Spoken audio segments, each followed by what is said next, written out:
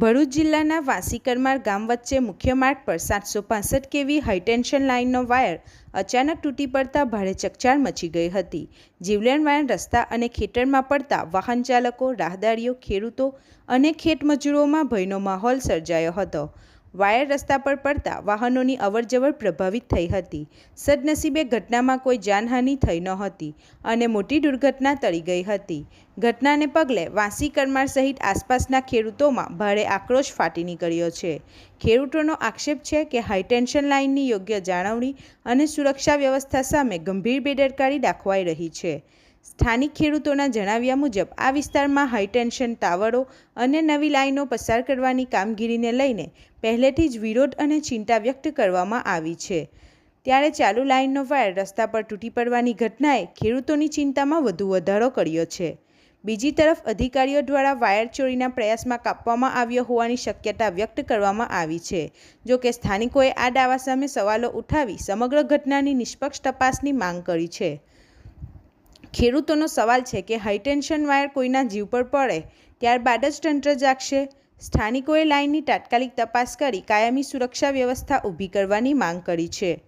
Reporter Yasin દિવાન સાથે ગુજરાત અદ્ભુત ન્યૂઝ ગુજરાતી।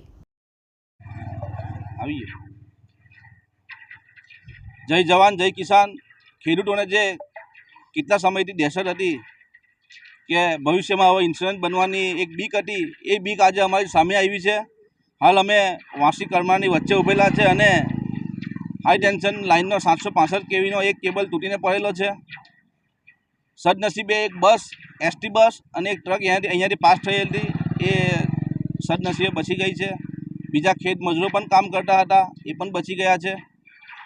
ઉપરવાળાનો આભાર માનીએ, ઉપરવાળાનો શુક્ર અદા કરીએ છીએ। પણ સાથે સાથે તંત્રને અને કંપનીને અને ખેડૂતોને કહેવા માગીએ છીએ કે આની જ અમને બીક હતી અને આ જ અમને સમસ્યા લાગતી હતી અમારી, કે તમે તમારું કામ કરશો, કમાતા થઈ જશો, તંત્ર પોતાનું કામ કરી નાખશે અને લાઈન ચાલુ કરાવી નાખશે પોલીસના બળે દાદાગીરી કરીને, સામ દંડ ભેદ બધું અપનાવીને।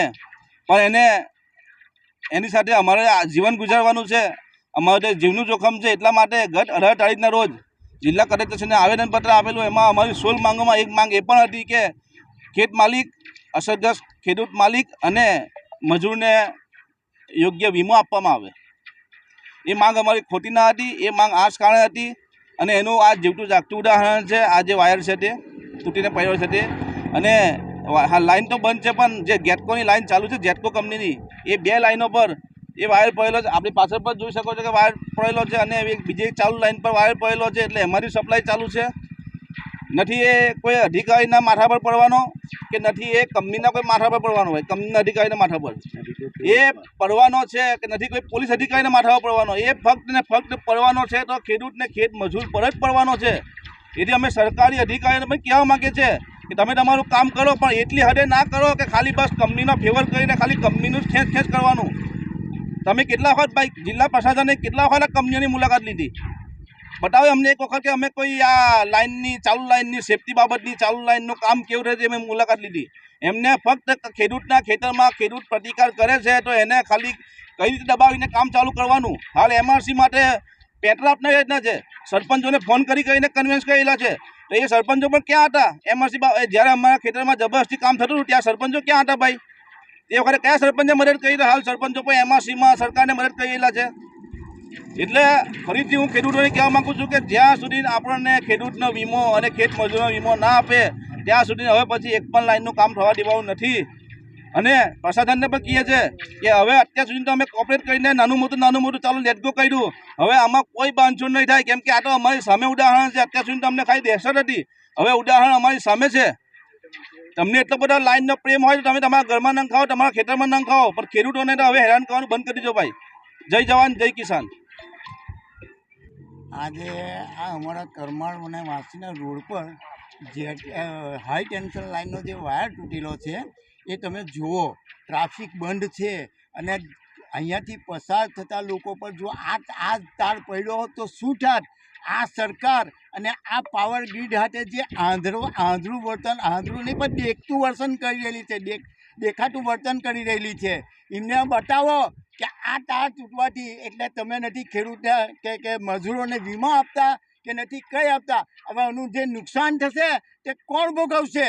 આ આખા ખેતરની અંદર કરંટ ચાલે આ નથી, આ લાઈન ચાલુ છે, હજુ કોઈ રિપેરિંગ માટે કોઈ નથી આવ્યું. તો હું પાવર ગ્રીડવાળા ઊંઘી રહેલા છે અત્યાર સુધી, કે ત્યાં અત્યાર સુધી એના માટે કંઈક એ લેતા નથી કે ચાલો ભાઈ કંઈક તો કરીએ. આ લાઈન ચાલુ છે ઉપર, આ અવાજ આવે એનો, તો શું કરવાનું એને? ખેડૂતો, અરે ભાઈ ખેડૂત લોકો સમજી જાઓ, આ મારા માટે નથી કે તમારા માટે નથી, જેના પર પડશે તેના માટે તે ગમે ત્યારે તો વાળો આવવાનો જ છે. આ છે તે આપણી આસપાસ બનતી ઘટનાના સમાચાર જોવા માટે ગુજરાત અદ્ભુત ન્યૂઝ ગુજરાતીને લાઈક કરો, શેર કરો.